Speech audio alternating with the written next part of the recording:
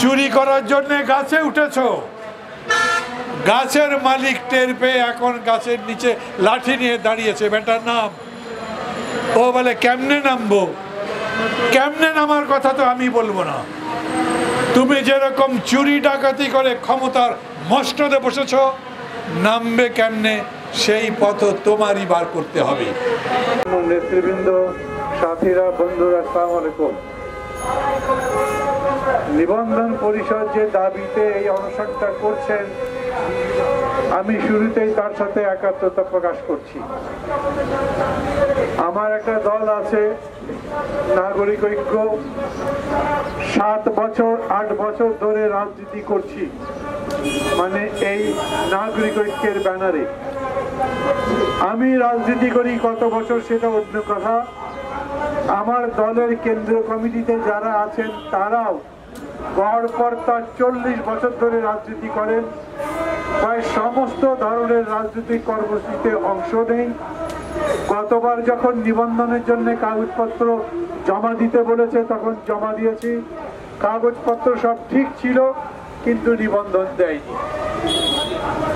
আমি আপনাদের সাথে তো আছি, কিন্তু একটা কথা বলি, এই যে নির্বাচন কমিশন, এইটা একটা খেলাঘরের মতো। প্রধান নির্বাচন কমিশন একটা ক্লাউন, তার সাথে যে সমস্ত কমিশনার আছে তারা ভাঁড়। এদের কাছে কথা বলে দাবি পেশ করে কি হবে?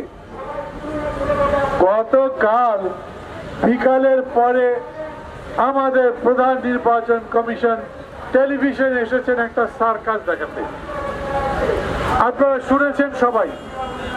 আমি 1 ঘন্টা 1.5 ঘন্টা ধরে খালি মানুষের প্রশ্নের জবাব দিচ্ছি। আমাকে জিজ্ঞেস করে, ভাই উনি কি বললো এটা? আমি বললো, উনি কি বললো আমাকে জিজ্ঞেস না করে ট্রাম্পকে ফোন টোন করেন না, উনি শুনেছেন কিনা। না হলে তার এই বক্তৃতাটা একটা ভিডিও ক্লিপ করে ট্রাম্পের কাছে পাঠান, বা ট্রাম্পের যারা লোকজন আছে তাদের কাছে পাঠান। আমি পত্রিকায় পড়লাম যে ওয়াশিংটনে, নিউ ইয়র্কে কোন কোন জায়গায় বাঙালিরা আর বাঙালিদের সাথে সাথে যারা রিপাবলিকান পার্টির লোকজন আছে তারা হাসাহাসি করছে। ট্রাম্পের শেখা দরকার, আমরা 5 থেকে 10 মিনিটের মধ্যে ভোট গুনে শেষ করতে পারি, আর আপনার 4-5 দিন লাগে। কত বড় স্টুপিড হলে এরকম কথা বলে। আমি দুঃখিত এরকম কথা বলছি, কিন্তু বলতে হচ্ছে এই কারণে যে যারাই শুনছে তারা বুঝতে পারছে আমাদের দেশের কোনো মান থাকছে না। আজ পর্যন্ত কোন ভোট আমরা 10 মিনিটে গুনতে পেরেছি? পারি নাই। আমাদের দেশে ভোট গণনা স্থগিত থাকে না। আমাদের দেশে ভোটের নির্বাচনী এলাকা থেকে হেলিকপ্টারে করে ঢাকায় নিয়ে এসে গোনা হয় না, সব রকম হয়। ওইখানে ভোট গণনা নিয়ে কোনো কারচুপি হয়েছে এই অভিযোগ তো কেউ করেনি। এখন লোকজন বলে, ওরাও বলে ট্রাম্প জিততে পারতো যদি এই নির্বাচন কমিশনকে কিংবা এই সরকারের সঙ্গে তারা যোগাযোগ করত। তার মানে তারা বোঝে ট্রাম্প ছল চাতুরি করতে শেখে নাই, ওইটার ওস্তাদ হলাম আমরা। ভোটের ডাকাতি, ভোটের চুরি, ভোটের জাল, ভোটের 420 করায় বাংলাদেশ বিশ্ব চ্যাম্পিয়ন। এটা বাংলাদেশের নির্বাচন কমিশন নিজেই স্বীকার করে। সেই নির্বাচন কমিশন, সেই নির্বাচন কমিশনার, প্রধান নির্বাচন কমিশনার এখনো বহাল তবিয়তে আছে এবং সরকারের এই ব্যাপারে কোনো ভ্রুক্ষেপ নাই।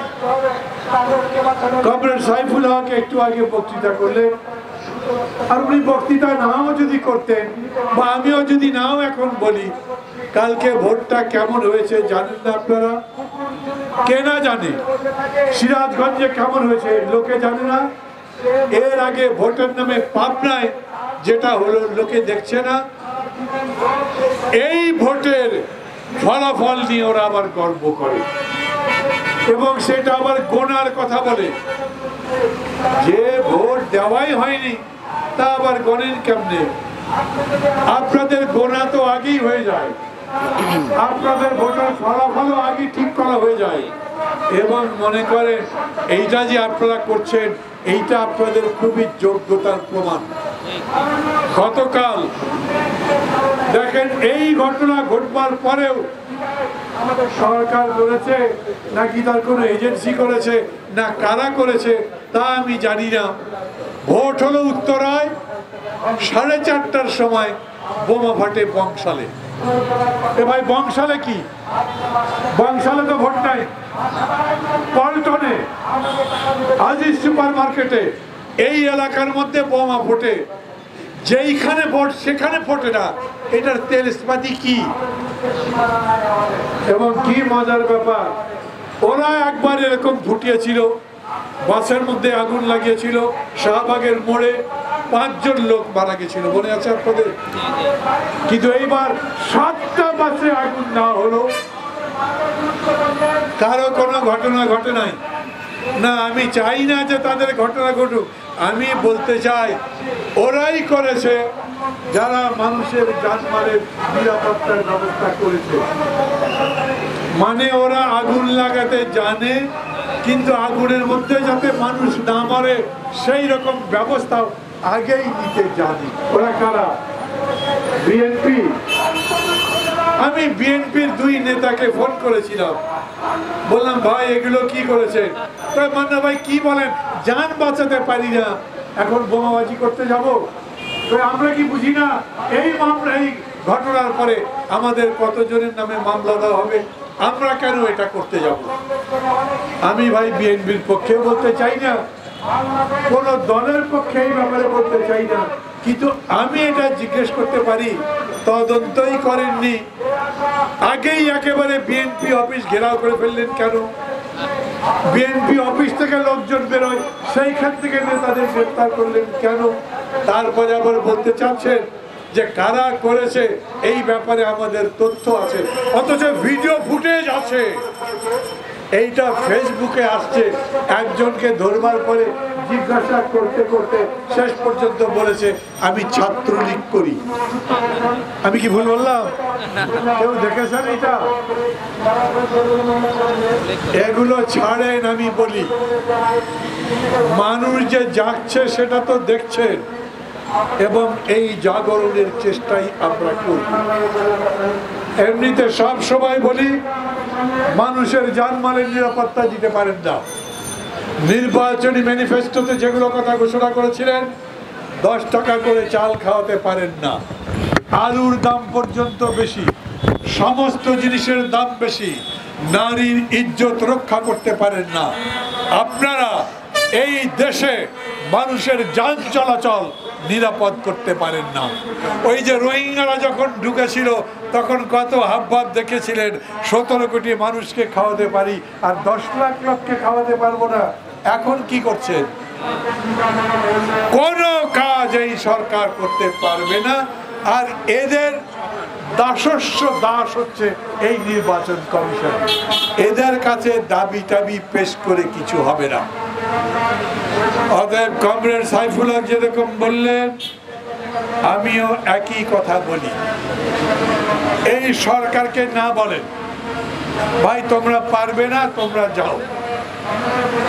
যাওয়ার সময় একটা ভালো সরকার দিয়ে যাও, দেশটা যতদিন দরকার ভোট হওয়ার আগে পর্যন্ত যাতে চালাতে পারে তার ব্যবস্থা করো।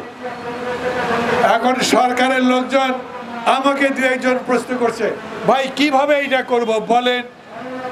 আমি বললাম আমি কেন বলতে যাব? চুরি করার জন্য গাছে উঠেছ, গাছের মালিক টের পেয়ে এখন গাছের নিচে লাঠি নিয়ে দাঁড়িয়েছে, বেটার নাম। ও বলে কেমনে নামবো? কেমনে নামার কথা তো আমি বলবো না। তুমি যেরকম চুরি ডাকাতি করে ক্ষমতার মস্তদে বসেছ, নামবে কেমনে সেই পথ তোমারই বার করতে হবে। আমাকে যখন কেউ কেউ প্রশ্ন করে ভাই তাহলে একটা সাংবিধানিক পথ বলেন, আরে সমস্ত পথই কেটে দিয়েছেন আপনারা। এই সাংবিধানিক পথ যদি বার করতে হয় আপনারা বার করবেন, আমি কেন? আমাকে তো জিজ্ঞাসা করেননি। আমি ভোটে দাঁড়িয়েছিলাম, 4 দিন ধরে হোটেল ঘেরাও করে রেখেছেন, র্যাব, বিজিবি, পুলিশ দিয়ে না আমাকে বেরোতে দিয়েছেন, না বাইরে থেকে কাউকে ঢুকতে দিয়েছেন। তখন কোন কনস্টিটিউশন মেনে এটা করেছিলেন? দিনের ভোট আগের রাত্রে করে ফেলেছেন। কোন কনস্টিটিউশন মেনে করেছেন? এখন আমাকে কেন কনস্টিটিউশন দেখেন? গায়ের জোরে জোর করে ক্ষমতায় গেছেন। ভালোভাবে বলছি, নেমে যান।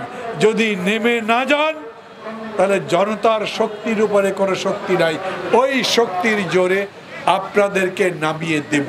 অপেক্ষা করে, তাছাড়া তো আমাদের কোনো পথ নেই। আমি কি গুন্ডামির কথা বললাম?